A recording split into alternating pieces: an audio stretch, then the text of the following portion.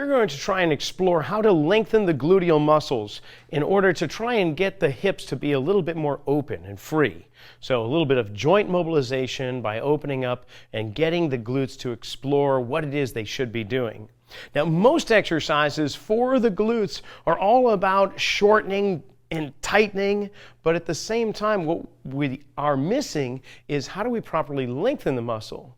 Because the muscles need to lengthen as well as shorten. And if all we're doing is focusing on this end of the spectrum, there's a whole bunch of action that the muscles will never truly achieve or understand. And when the time comes for them to need to do that, and they haven't been trained or educated in how, then well, not so good things could actually happen. The chance of injury in areas of the body, not necessarily in the hip, but elsewhere, could be actually greater.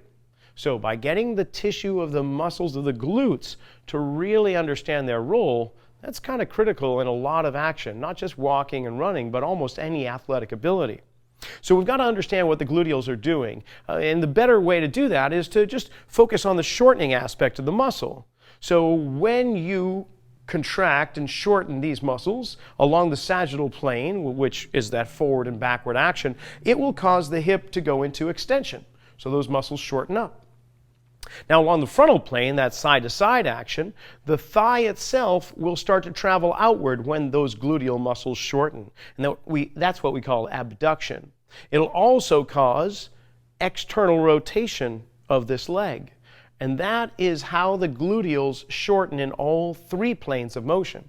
So if we're going to try and give it the opposite experience, we're going to need to get the hip to flex, get the leg to adduct or travel toward the midline or across the midline of the body, as well as internally rotate. So what we can do is have one leg forward, one leg back. So that automatically puts my forward leg into a hip flex position. So in the sagittal plane, I'm lengthening through my gluteals. Now in the frontal plane, there's a couple ways that I can create adduction in my hip. One is simply by driving my knee inward, say toward the direction of my big toe, but the other way is to allow my pelvis to drop on the back leg while hiking on the forward leg. And that in itself is going to allow tissue to open up on this hip here, right in the gluteals and on the frontal plane.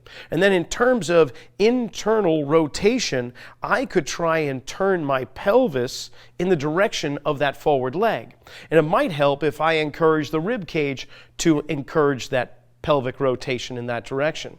So if I go into flexion, adduction, and internal rotation, that's where the muscle is really going to receive the most length and load.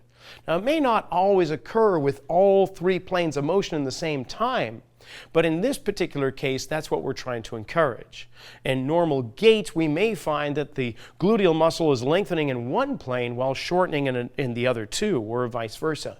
So in this particular case, though, we're just looking to give the gluteals an experience of length in all three planes. Because the glute muscles themselves, we consider it like the Rip Van Winkle muscle. If you're familiar with that story, as an old man up in the Catskill Mountains of New York who slept for 20 years. It was one of those tall tales. Well, it's kind of like the glutes. They, if given a chance, will fall asleep and not really do the shared work that they should be. Often is the time the hamstrings, the lower back, and even the hip flexors will start to take on more work when the glutes are inhibited or not willing to work as much. So again, one leg forward, one leg back. Hip is in flexion.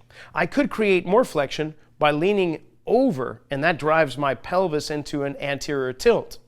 Now, the knee could drive forward and toward the big toe, while at the same time I could try and drop that back hip and create rotation in my upper body to try and drive the pelvis into that knee or in toward the forward leg. So give that a shot. You'll probably find that one side is quite different than the other side. You'll probably feel like one is not all that challenging while the other one really wakes up. And which one might you want to have? Well, you're going to have to check in with the autonomic nervous system. Assess before, perform the movement, and then reassess what's changed. Was it a good response or a not so good response? Try it out.